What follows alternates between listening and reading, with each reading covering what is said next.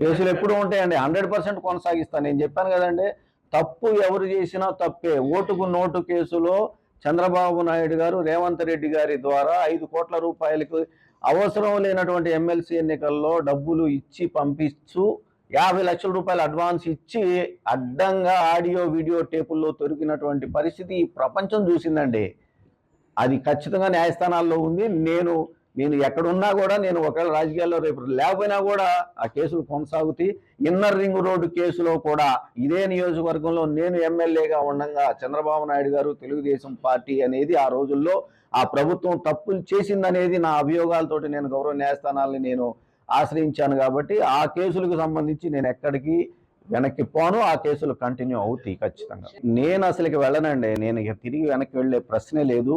ఎందుకంటే ఏమండి, 125 కోట్ల రూపాయలు నిధులు కూడా పైసా లంచం లేకుండా కాంట్రాక్టర్లతో పనిచేయించే వాళ్ళమి. అందులో కూడా గమనించండి, నేను అందరినీ కోరుకునేది ఒకటే, రాజకీయాల్లో ఉండే మనము ఒక పార్టీలో ఉన్నప్పుడు ఇంకో పార్టీని ఓడించాలని చెప్పేసి అనుకుంటాం మనం.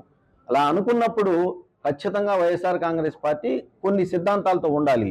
అవి ఏంటి అని అంటే, మంగళగిరిలో టీడీపీ అభ్యర్థిని ఓడించాలి, కుప్పంలో టీడీపీ అభ్యర్థిని ఓడించాలి, పులివెందుల్లో టీడీపీ అభ్యర్థిని ఓడించాలి, అటు గాజువాక, భీమవరం ఇలాంటి కొన్ని ముఖ్యమైనటువంటి ప్రాంతాలలో వైఎస్ఆర్ కాంగ్రెస్ పార్టీ తెలుగుదేశం పార్టీ అభ్యర్థుల్ని, తన ఆపోజిట్గా ఉండేటువంటి అభ్యర్థుల్ని ఓడించాలి అని అంటే పనిచేయాలండి మనం ప్రజలకి.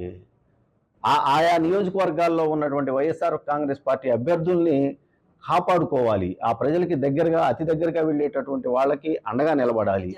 అదే అందుకే అంది, ఓటుకు నోటు కేసులో రేవంత్ రెడ్డి గారు, చంద్రబాబు నాయుడు గారు మనవాళ్ళు బ్రీఫ్డ్ మీ అనే వాయిస్ ఆయనదే అని చెప్పేసి నేను స్పష్టంగా ఎఫ్ఎస్ఎల్ ల్యాబ్ ద్వారా నేను ఇచ్చినటువంటి సమర్పించినటువంటి పేపర్స్ ఉన్నాయి. కాబట్టి పైగా రేవంత్ రెడ్డి గారు ఆడియో వీడియోలో దొరికిపోయాడండి. ముఖ్యమంత్రి అయితే ఏమన్నా గొప్ప ఏందండి? తప్పు చేసిన వాళ్ళు మహామహులే న్యాయస్థానం మెట్లెక్కి శిక్ష అనుభవించారు ప్రజాస్వామ్యంలో. దానికి ముఖ్యమంత్రి అనో ప్రధానమంత్రి అనో తేడా ఉండదు. తప్పు చేసిన వాడు తప్పే, ఆ శిక్ష అనుభవిస్తాడు ఎవరైనా.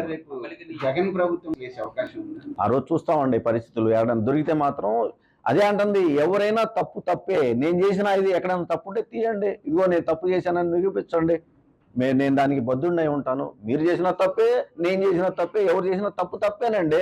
ఎందుకు ఎన్నుకుంటున్నారు ప్రజలు ప్రజాప్రతినిధుల్ని?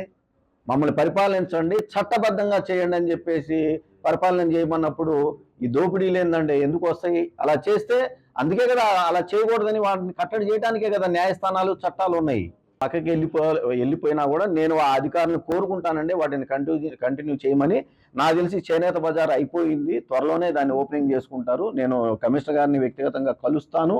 కోనేరు కూడా మీరు అంటే కోనేరు వాస్తవంగా ఏమైందనేది మీరు చూశారండి.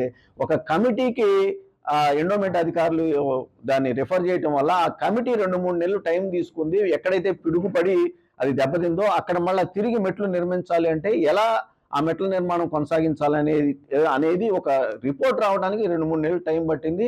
ఆ రిపోర్ట్కి అనుగుణంగా పనిచేయడానికి కాంట్రాక్టర్ దొరకడానికే మాకు 5-6 నెలలు పట్టింది ఆ రోజుల్లో. ఇవాళ ఆ కాంట్రాక్టర్ పని కూడా చివరికి నిన్న కూడా నేను మాట్లాడుకుంటానే ఉన్నాను వాళ్ళతోటి ఎంతవరకు వచ్చిందని. లాస్ట్కి వచ్చేసరికి ఇంకో 3-4 హోల్స్ వేయాలని చెప్పేసి అంటా ఉన్నారు. అది అయితే వెంటనే ఆ మెట్ల నిర్మాణం కూడా కొనసాగుద్ది. ఇవన్నీ కూడా ఈ పనులు బిగినైనటువంటి పనులన్నీ, ఇవన్నీ కూడా ఖచ్చితంగా ఎవరైనా కొనసాగిస్తారని చెప్పి నేను భావిస్తాను.